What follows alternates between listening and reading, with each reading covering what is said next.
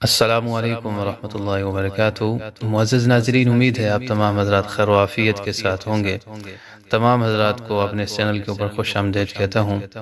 ناظرین، آج کے جو ویڈیو آپ کے ساتھ شیئر کی جا رہی ہے، اس کا مقصد یہ ہے کہ جو حضرات اپنے خواب میں اپنے کسی عزیز رشتہ دار کو، اپنے والدین میں سے کسی کو دیکھنا چاہتے ہیں جو اب اس دنیا کے اندر نہیں رہے، یا وہ حضرات جو کسی زندہ انسان کو اپنی خواب میں دیکھنا چاہتے ہیں، تو ان کے لیے یہ ویڈیو بہت ہی اہم ویڈیو ہے۔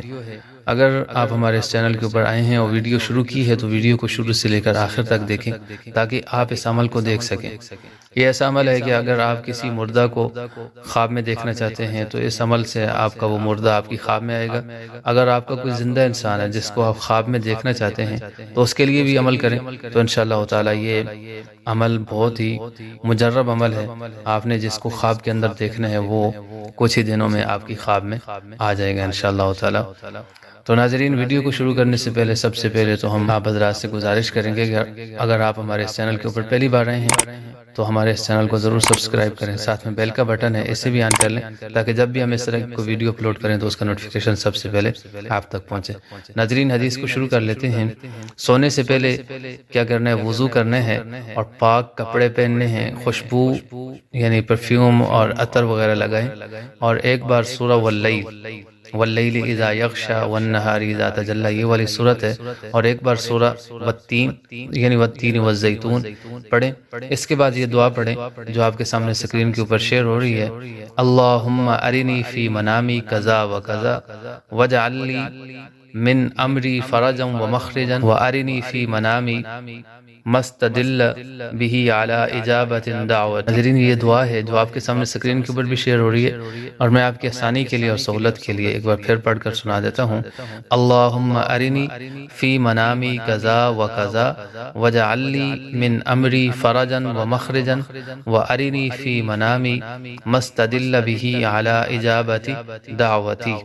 ناظرین، یہ دعا پڑھنی ہے آپ نے۔ سب سے پہلے کیا کرنا ہے؟ سونے سے پہلے آپ نے وضو کر لینا ہے، پاک کپڑے پہن لینے ہیں، خوشبو وغیرہ استعمال کرنی ہے، ساتھ میں عطر ہو جائے یا کوئی پرفیوم ہو جائے، اور اس کے بعد ایک بار سورہ واللیل پڑھیں، آخری پارے کے اندر ہے واللیل اذا یغشی، اور دوسری سورت جو ہے سورہ والتین، دونوں کو ایک ایک بار پڑھیں، اور اس کے بعد یہ دونوں صورتیں پڑھنے کے بعد آپ نے یہ دعا جو میں نے پہلے بھی آپ کو پڑھ کے سنائی ہے: اللہم ارنی فی منامی کذا و کذا واجعل لی من امری فرجا و مخرجا وارنی فی منامی مستدل بہ علی اجابت دعوتی۔